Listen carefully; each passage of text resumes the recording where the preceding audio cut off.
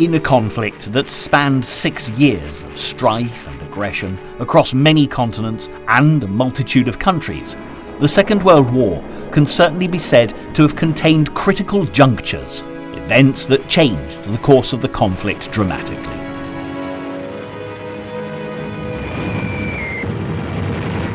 Europe had its Battle of Britain and Operation Barbarossa, while America's were Pearl Harbor and the following Battle for Midway. Each of these events were ultimately tipping points, the straw on the back of each side's war effort, creating tremendous repercussions. One of the most monumental was Japan's sneak attack on the American naval base in Hawaii, Pearl Harbor, which not only declared the Empire of the Rising Sun's position to the world, highlighting their alliance with Nazi Germany, but also awoke a nation to their place in the conflict, washing away a deep-seated isolationism that had kept the US out of the war to date. After the devastation of their navy at Pearl Harbor, President Roosevelt had the backing of the people and simply no option but to bring the slumbering giant of their military might into play, their first target being those that perpetrated the attack, the Japanese. However, the build-up to such turning points is almost if not more important than the events themselves. To understand the reason for the attack on the American naval base and what led to it, we need to look back at Japan's invasion of neighbouring China and its dealings with other allied nations, most notably Great Britain. At this time in history, the UK held a lot of territory in the Far East, which they were keen to protect. Unfortunately, this led to an appeasement strategy being put in place, similar to the tact taken with Hitler and his European troop movements.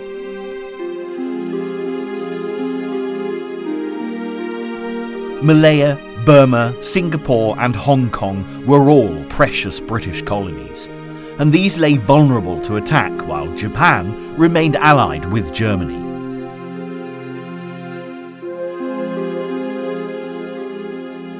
The Japanese had already put pressure on Britain to close the Burma Road, one of the few routes left open to deliver aid to China, and it was clear that as the war continued against Germany, the might of the British Empire was diminishing considerably in the region. The Japanese, in the meantime, remained sceptical about their alliance with Adolf Hitler. As a member of the Tripartite Pact, Japanese politicians had been shocked that Germany had not informed them of the attack on the Soviet Union, which put them in an awkward position after their agreement with Stalin. Foreign Minister Matsuoka, however, was quick to side with Hitler. Dismissing his earlier treaty with the Soviet leader, now urged Japan to go to war with Russia from the east as Germany advanced across its borders from the west. The government were by now exasperated with their foreign minister and keen to be rid of him. So, Prime Minister Konoe, along with the entire cabinet, resigned in July 1941 to be reformed into a new government without him. But although Matsuoka's absence was a relief to many in Tokyo, Konoe was wary that Japan was moving rapidly towards the brink of a war which would soon be unavoidable. The Eastern Empire had already been spreading propaganda in support of a Greater East Asia Co-Prosperity Sphere to rally support for its venture to the South Pacific. The government claimed that this enterprise would place the people of Southeast Asia and China under the protection of Japan. Western empires had long taken advantage of the wealth of the Pacific, and Japan would now free Asia from European and American imperialism. But while those in the Pacific Islands began to truly believe that the Empire of the Rising Sun would be their salvation, the Co-Prosperity Sphere was no more than an excuse for aggressive military expansionism.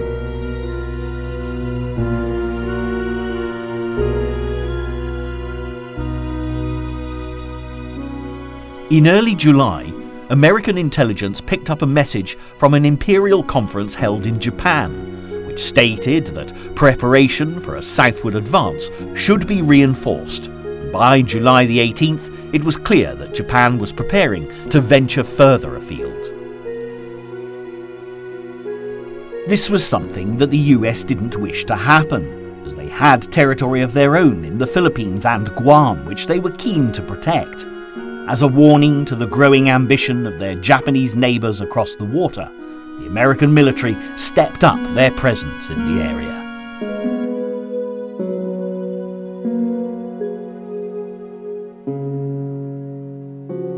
With the influx of men into the American forces during the next year, further moves were made by the US to halt Japanese expansionism. In the summer of 1941, the White House decided to freeze Japanese assets so they could no longer purchase oil in America.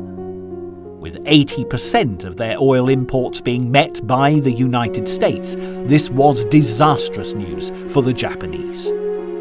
Emperor Hirohito was informed that the nation's oil stockpiles would be completely depleted within 2 years, which in turn of course meant the Japanese military machine would no longer be able to function.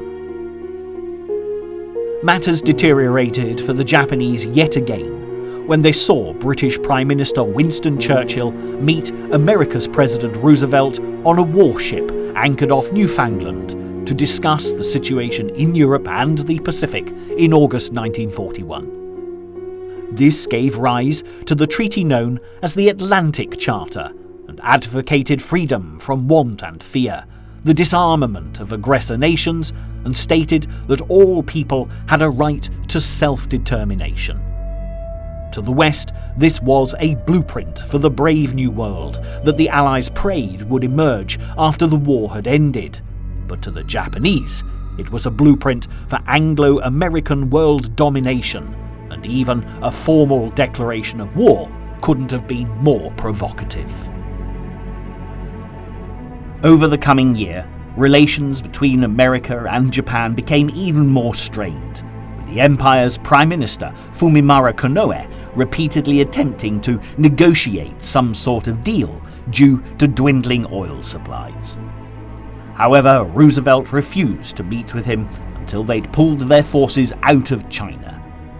Feeling unable to do this, and angered at his lack of ability to negate the impending conflict with the US, Konoe eventually resigned, leaving his country's leadership open to much more aggressive intentions, spearheaded by the strong personalities found at the head of the military.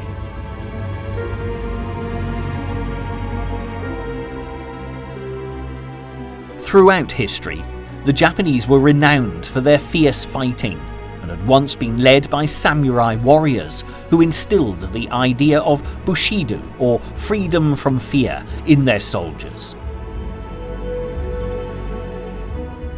A true Japanese warrior should have no fear of death, pain, or defeat, and no regard for himself, with his only purpose being to serve his master. But even with this extraordinary fearlessness instilled in the population, the fight ahead was going to be challenging. The United States had built up immense naval fleets and armies, and would be a formidable opponent. The admiral of the Japanese Navy, Isoroku Yamamoto, was well aware of what the country was up against, and knew that to begin a war with America, the Imperial Army would have to do a great deal more than simply seize their outposts. Yamamoto had studied at Harvard University, as well as spending time serving as a naval attaché in America, and he was one of the few Japanese commanders who really understood the immense naval power of the USA, and he told his government in no uncertain terms what was required. It is not enough that we take Guam and the Philippines, or even Hawaii and San Francisco. To make victory certain, we would have to march into Washington and dictate the terms of peace in the White House. But despite his well-founded concerns about picking a fight with such a powerful nation as America, Yamamoto was loyal to his empire and dutifully began searching for the best way to overcome the US Navy.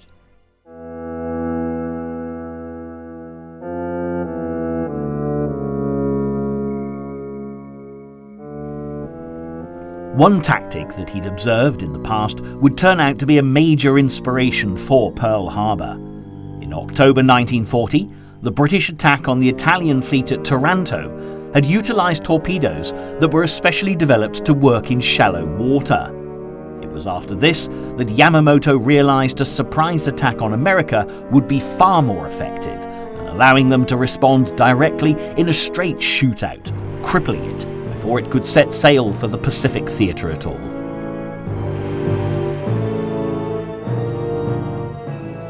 In the spring of 1941, Japanese carrier pilots began training in the special tactics that would be essential in the attack plan, which would target Pearl Harbor in Hawaii. By the autumn, as Tojo took on the role of Prime Minister, Yamamoto saw that there was now no turning back. At the beginning of November, he assigned Vice Admiral Chuichi Nagumo commander of the mission and set a date for the planned attack, December the 7th, 1941. Earlier, back in Washington, President Roosevelt was concerned about deteriorating relations with Japan and the risk this posed to American territory in the Pacific, and had elected to move the American fleet from its base in California to Hawaii, where it would be closer to the Pacific arena. Here, on the largest island of the archipelago at Pearl Harbor, the sailors soaked up the sun and enjoyed the beaches, with little idea that they were far closer to the troubles brewing overseas than they could possibly have imagined. As training and preparation of the Japanese forces continued leading up to the attack, a charade of diplomacy was continued, helping bolster the already heavy secrecy being employed by the Empire in regards to their impending strike. On the 20th of November, the Japanese ambassador to the US presented Japan's final ultimatum to the Secretary of State, Cordell Hull, demanding a resumption of oil supplies to Japan and the cessation of aid to China. Hull refused, reiterating the US position that Japan should withdraw all troops from the region and cease their invasion.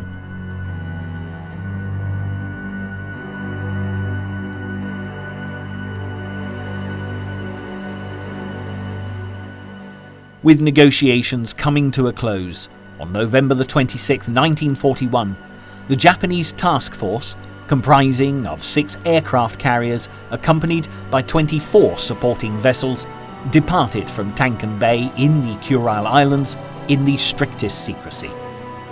Keeping radio silence to avoid detection, they crossed the North Pacific, avoiding the normal shipping lanes as they headed towards their destination 200 miles northwest of Hawaii. It was from here that the attack on Pearl Harbor would be launched.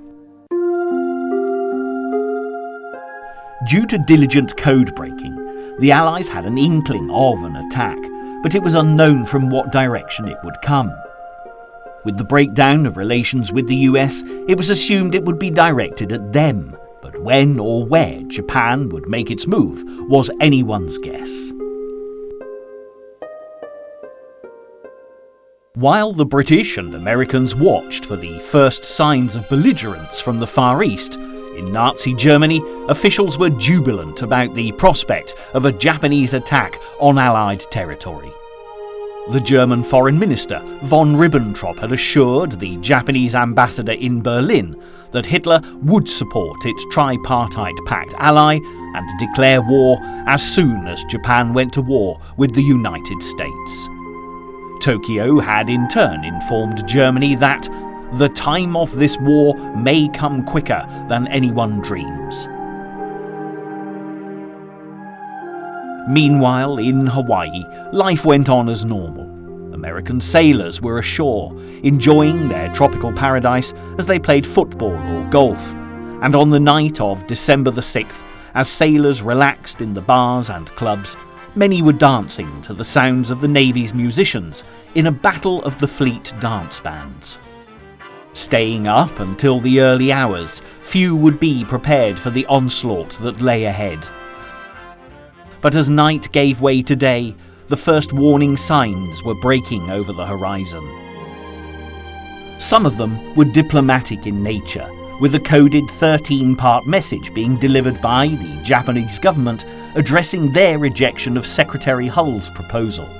However, there was a crucial 14th part, which wasn't delivered until the morning of the attack. At 4:50 a.m. on Sunday, December the 7th, Japanese midget submarines stealthily entered through the harbour gates, but though they were spotted, no general alarm was given. Back in Washington, the tension was building as General George C. Marshall, Roosevelt's military advisor, had received the decoded 14th part of the message from Tokyo. It confirmed that negotiations with Japan had ended, and realizing the potential implications, the US War Department immediately sent an alert to Pearl Harbor. But problems with radio communications would delay the message, and tragically, the vital warning would arrive too late. While Washington was aware that hostilities were about to commence, on the other side of the Pacific, events were gathering pace as Japanese ships loaded with 5,000 troops from the war-torn battlefields of China approached British-controlled Malaya. Soon soldiers were storming onto the beaches and onto Allied territory, and the war on the West had begun.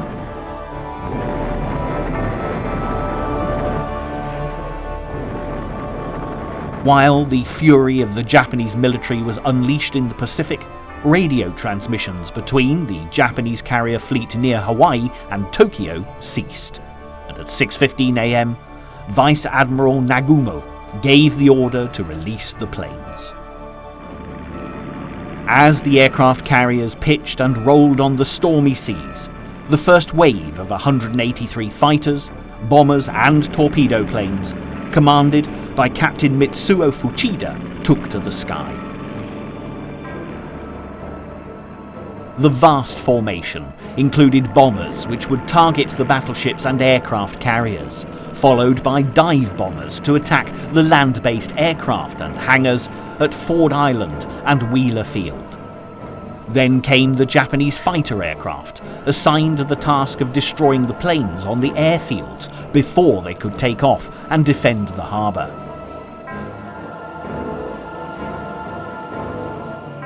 Using music from a Honolulu radio station as a guiding beam to navigate, the enemy planes began to close in on their target. The fact that this music was playing gave the Japanese a great indication of how effective their stealth tactics had been. The American forces were completely unprepared for the attack that was about to commence. Just before 8 a.m., the first Japanese assault waves darkened the skies, sending the US military personnel that were awake into a frenzy of activity.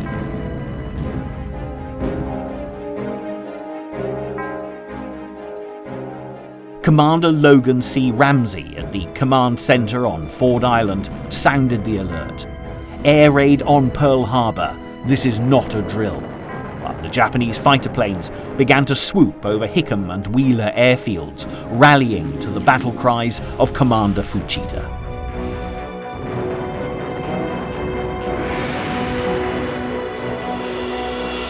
The Americans, believing there was no imminent threat, had made little effort to prepare themselves for attack, and the aircraft were neatly parked out in the open, wingtip to wingtip. Ammunition lockers were locked, and even the guns that could have provided some protection against the aerial onslaught were unmanned. There weren't even any torpedo nets to protect the American battleships, and as waves of bombers began to close in on the fleet, the torpedoes, developed to slice through the shallow depths of Pearl Harbor, devastated one target after the other. Of the more than 90 ships at anchor in Pearl Harbor, the main objective of the Japanese had been to strike the vessels moored on Battleship Row along the southeast shore of Ford Island.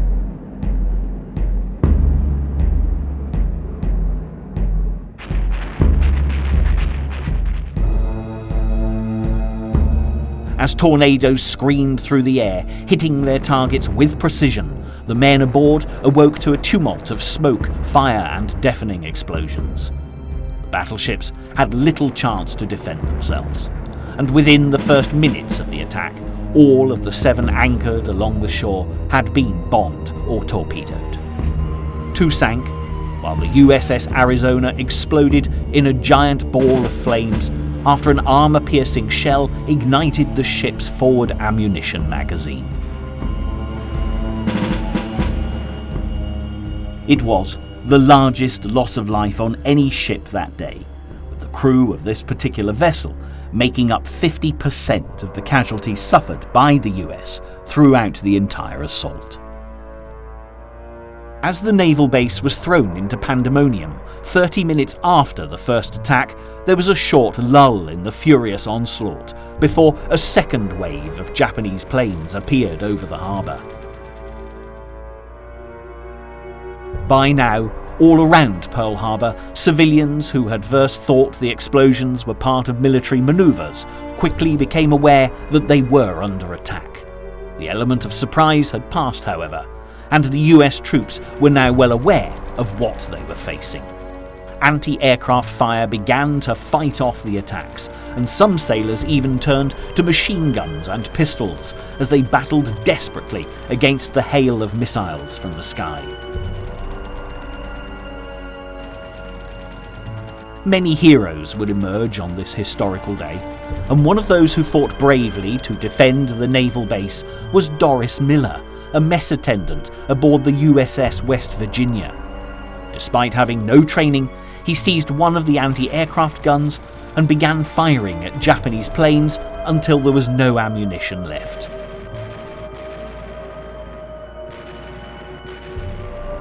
But despite the bravery of Miller and all those fighting off the onslaught, the casualties suffered by Nagumo's pilots would be few compared to the devastating losses of the Americans.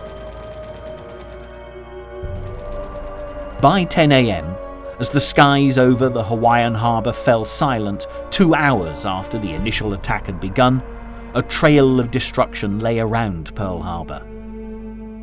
As nurses and doctors rushed to tend the wounded, it was clear that the US fleet had been dealt a devastating blow.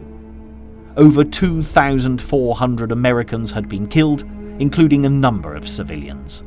Over 21 ships had been sunk or disabled, and almost 200 aircraft were destroyed, while over 150 were damaged as they stood on the ground.